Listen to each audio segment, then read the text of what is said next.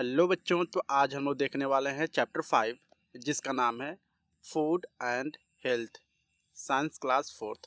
तो चलिए इस वीडियो को स्टार्ट करते हैं। इस चैप्टर में बेसिकली डिस्कस किया गया है फूड के बारे में और हेल्थ के बारे में। तो जैसा कि आप लोग जानते होंगे कि फूड क्या है। फूड हमारे लिए काफ़ी इसेंशियल पार्ट है, मीन्स काफ़ी आवश्यक चीज़ें हैं। किस लिए? To growth of the body, यानी बॉडी की ग्रोथ के लिए जो फूड है वो बहुत ही ज़्यादा नेसेसरी होती है। ठीक है। और जो फूड होता है वो हमें एनर्जी भी देता है। ठीक है। It helps to build the body, makes the bones and muscle strongs. जो फूड होता है, अगर हम लोग फूड को खाते हैं तो हमारी जो बॉडी होती है उसको स्ट्रॉन्ग बनाता है। जो हमारी हड्डियाँ होती हैं, बोन्स होती हैं, उसको स्ट्रॉन्ग बनाता है और हमें ढेर सारे बीमारियों से ये बचाता है। जब हम लोग भोजन करते हैं, अगर हम लोग भोजन ना करें तो हम ढेर सारे बीमारियों से ग्रसित भी हो सकते हैं। तो सबसे पहला हम लोग डिस्कस करेंगे न्यूट्रिएंट्स क्या होते हैं। The food that we eat contains useful substances called nutrients. जो भी भोजन हम लोग खाते हैं, हर एक भोजन में क्या मिलता है? हमें न्यूट्रिएंट्स मिलता है। ठीक है। और हम बोल सकते हैं कौन कौन से न्यूट्रिएंट्स होते हैं। हर एक भोजन में अलग अलग तरह के न्यूट्रिएंट्स होते हैं। किसी में प्रोटीन होता है, किसी में कार्बोहाइड्रेट्स होता है, किसी में फैट होता है, किसी में विटामिन होता है और किसी में मिनरल्स होते हैं। ढेर सारे न्यूट्रिएंट्स होते हैं हर एक फूड में, यानी जितने तरह के फूड होंगे उतने तरह के क्या होंगे? न्यूट्रिएंट्स होंगे। आते जो नेक्स्ट टॉपिक है वो है कार्बोहाइड्रेट्स। कार्बोहाइड्रेट्स क्या होते हैं? ये सबसे मेन क्या होता है? सोर्स होता है एनर्जी का, जो हमारे बॉडी के लिए काफ़ी ज़रूरी होता है। इसका एक और अलग नाम है, हम लोग इसको बुला सकते हैं एनर्जी प्रोड्यूसर के नाम से भी बुला सकते हैं कार्बोहाइड्रेट्स को। ठीक है। If we do not eat enough carbohydrates we should feel dull and tired. जब हम लोग ज़्यादा कार्बोहाइड्रेट्स को नहीं खाते, मीन्स कि भोजन को नहीं खाते हैं, तो हम दिन भर थकान और क्या करते हैं? डल महसूस करते हैं। People who eat a lot of physical work और do a lot of physical work need more carbohydrates. ऐसे व्यक्ति जो बहुत ही ज़्यादा मेहनत का काम करते हैं उनको कार्बोहाइड्रेट्स की बहुत ही ज़्यादा आवश्यकता होती है। कार्बोहाइड्रेट्स में क्या क्या होते हैं? पहला है स्टार्च और दूसरा है शुगर। कार्बोहाइड्रेट्स किस किस में मिल सकते हैं? जैसे राइस, चावल हो गया, गेहूं हो गया, मक्का हो गया और आलू हो गया। अगर ये सारी चीज़ें खाते हैं आप तो उसमें मतलब कि भरपूर मात्रा में कार्बोहाइड्रेट्स मौजूद रहते हैं। नेक्स्ट जो टॉपिक है वो है फैट्स। फैट्स क्या होता है देखते हैं। Fats give more energy than carbohydrates to our body. अब देखो, कार्बोहाइड्रेट से भी अच्छा क्या सोर्स ऑफ एनर्जी है? फैट। ठीक है। यानी जो फैट होता है वो हमें कार्बोहाइड्रेट से ज़्यादा एनर्जी देता है हमारे बॉडी के लिए, गर्म रखने में हमें एक्चुअली में हेल्प करता है। Extra fat is stored in our body for future use. अगर किसी ह्यूमन के बॉडी में एक्स्ट्रा फैट हो जाता है, this stored energy is used when the body does not gate sufficient food. जब हमें सफिशिएंट फूड नहीं मिलता है, जितना हमें भोजन चाहिए उतना नहीं मिलता है, तो जो फैट है हमें हेल्प करता है हमारे सारे ज़रूरतों को पूरा करने में। जैसे हो गया, अब हमें फ़ैट कहाँ से मिलते हैं? बटर में मिलता है फ़ैट, घी खाते हैं उसमें मिलेगा, ग्राउंड नट मीन्स मूंगफली खाएंगे उसमें भी आपको फ़ैट मिलेंगे, कोकोनट और नट्स, आलमंड और cream contain a lot of fat. ये सारी चीज़ें खाते हैं तो आपको इसमें फ़ैट भरपूर मात्रा में मिलेंगे। आप यहाँ पे पिक्चर भी देख सकते हैं इसका।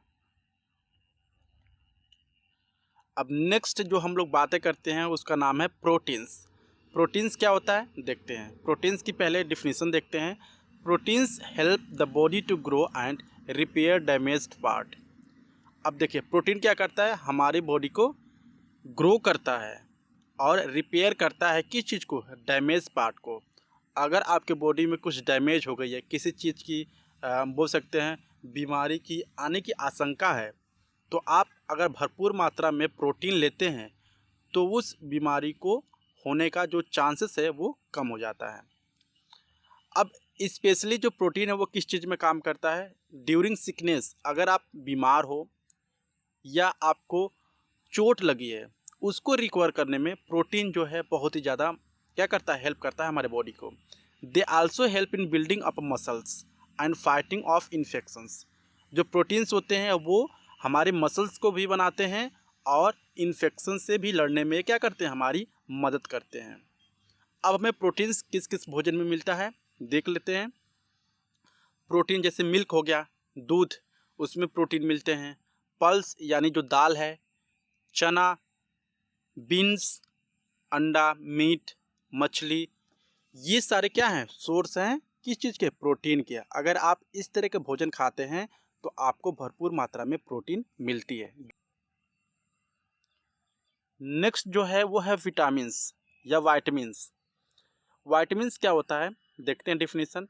Vitamins are needed in a very tiny quantities by our body.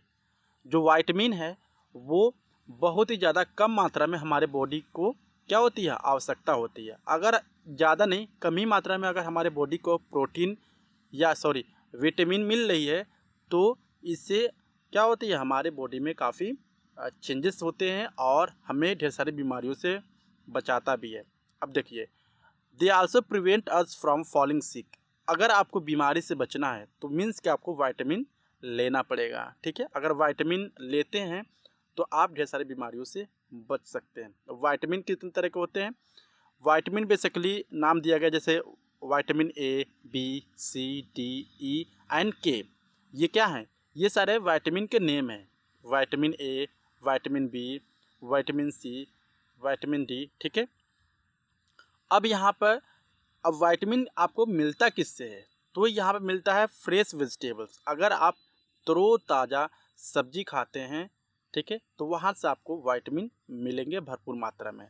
Next जो टॉपिक है वह है मिनरल्स। मिनरल्स क्या होता है डिफिनीसन देख लेते हैं। Like vitamin, minerals too are needed in a small amount by our body. जिस तरह से जो विटामिन है वो हमारे बॉडी के लिए बहुत ही कम मात्रा में ज़रूरत होता है, उसी तरह से सेम जो मिनरल्स होते हैं वो हमारे बॉडी को बहुत ही कम मात्रा में ज़रूरत होती है। They help in building our teeth, bones and blood. और मिनरल्स क्या करते हैं, हमारे दांतों को मजबूत करते हैं, हमारे दांतों को बनाते हैं, मतलब उगाते हैं, हमारे हड्डियों को उगाने में क्या करते हैं, वो मदद करते हैं या मजबूत करने में मदद करते हैं। और ये ब्लड भी बनाते हैं जो मिनरल्स होते हैं। Calcium is an important mineral that make our bones and teeth strong. अब जो कैल्शियम नाम का ये क्या है, मिनरल है, ये बहुत ही ज़्यादा इम्पॉर्टेंट है हमारे दांतों को मजबूत बनाने में और हमारे हड्डियों को मजबूत बनाने में काफ़ी इम्पॉर्टेंट होता है। अब मिनरल्स हमें कहाँ कहाँ से, ऐसा कौन सा भोजन है जिसको हम लोग खाएंगे मिनरल्स मिलेगा, तो पहला है वीट। वीट मीन्स क्या होता है, गेहूँ। ग्रीन लीफी वेजिटेबल्स यानी हरे पत्तों वाली सब्जियां खाएं तो वहाँ पे आपको मिनरल्स ज़्यादा मिलेंगे। या तो हम बोल सकते हैं एप्पल और बनाना फ्रूट्स आपको खाने पड़ेंगे, तब आपको वहाँ से मिनरल्स मिलेंगे। अब हम लोग देखेंगे अदर कंपोनेंट्स के बारे में। अदर कंपोनेंट्स मीन्स कि इसके अलावा मिनरल्स हो गया, विटामिन हो गई, फैट हो गया, ठीक है, इसके अलावा हमारे बॉडी को और क्या चीज़ें आवश्यक होती हैं उसके बारे में देखेंगे। पहला है वाटर। सब लोग जानते होंगे कि जो वाटर है काफ़ी इम्पॉर्टेंट चीज़ है हमारे बॉडी को, हम बोल सकते हैं ग्रो करने में, या हमारे बॉडी जो है बेसिकली वो 70% ऑफ दी क्या है, इसमें वाटर मौजूद होता है। तो हमें डेली क्या करना होगा, एक सफिशिएंट अमाउंट ऑफ वाटर हमें लेना चाहिए, पीना चाहिए, जो कि हमारे भोजन को पचाने में काफ़ी हेल्प करता है। और ये हमारे बॉडी से वेस्ट मटेरियल को या वेस्ट चीज़ों को बाहर निकाल देता है, किसके थ्रू, यूरिन के थ्रू। नेक्स्ट जो टॉपिक है वह रफेज। रफेज क्या होता है देखते हैं। In addition to above nutrients, roughage और dietary fibre is an essential part of any health diet. It is helpful in keeping the digestive tract healthy.